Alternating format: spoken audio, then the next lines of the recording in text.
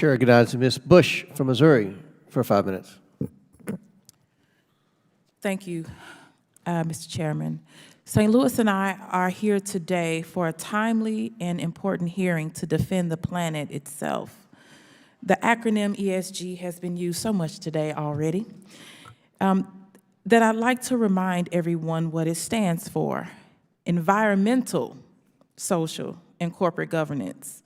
The relationship between the activities of giant corporations like Microsoft, Apple, and eBay have an immeasurable impact on our society and on our environment. By now, we all know that the health of our planet is fleeting. All you have to do is step outside, feel the seasons getting shorter and the temperatures getting higher.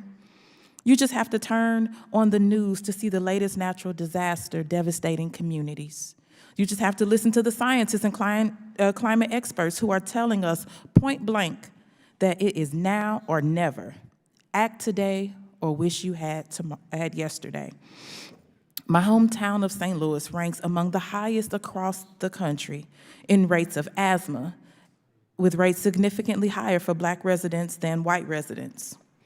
ESG principles are the bare minimum corporations can abide by to protect the communities that serve as their domestic headquarters in cities like St. Louis.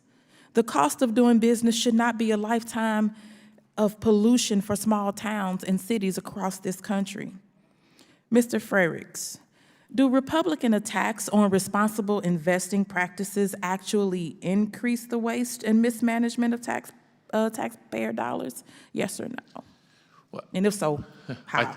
I think attacks that limit our ability to consider all factors, to have access to data, costs us, and this has been documented in other states. I think there's a misunderstanding of what proxy advising firms do. The secret right there is in the word advisory. They don't make these votes, the fiduciaries make these votes. And if a fiduciary decides to just turn it all over to someone else, that's their choice, but a good fiduciary will rely on their advice and other sources of information. We're part of several coalitions we get information from. The example I like to use is we're trying to get a good, clear picture of these corporations and their profitability over the long term. Now, you notice I wear glasses. I didn't always wear glasses, but the nature of my eyes changed over the last 30 years, and I had to take steps to see better. And when I went to go see an optometrist, they gave me a choice of 2 different lenses and said, which helps you see better? ESGs are different lenses to see. I say, okay, well, the first lens helped me see better. They'll show me 2 different ones, and eventually, after looking through several different lenses, we'll get a much clearer picture. That's what ESG data does. It helps us to have a better picture about the long-term profitability of these companies. Thank you for that. I asked unanimous consent to submit into the record a study by Wharton Business School professor Daniel Garrett and the Federal Reserve economist Ivan Ivanov on the cost of the 2021 Texas law to limit responsible investing. Without objection to order. Thank you. Mr. Frerichs, could you briefly summarize the findings of this analysis for us? Yeah, back in 2021, the state of Texas passed legislation limiting the number of firms they could use for debt issuance.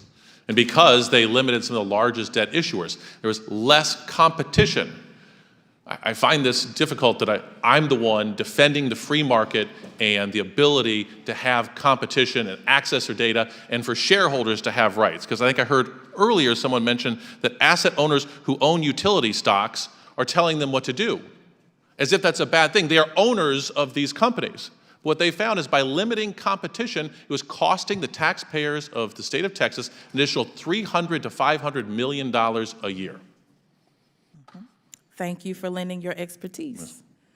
Strong labor unions like SEIU and AFL-CIO have fought long and hard to ensure large corporations and bad actors are being held responsible for harming workers.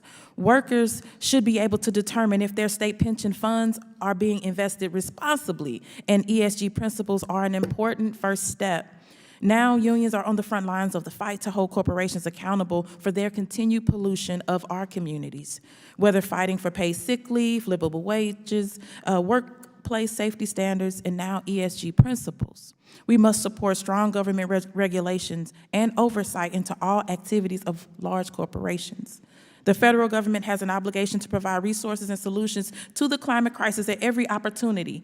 Congress must ensure that with each piece of legislation we put forward, that there is some component to it that addresses the climate crisis. Thank you, and I yield back.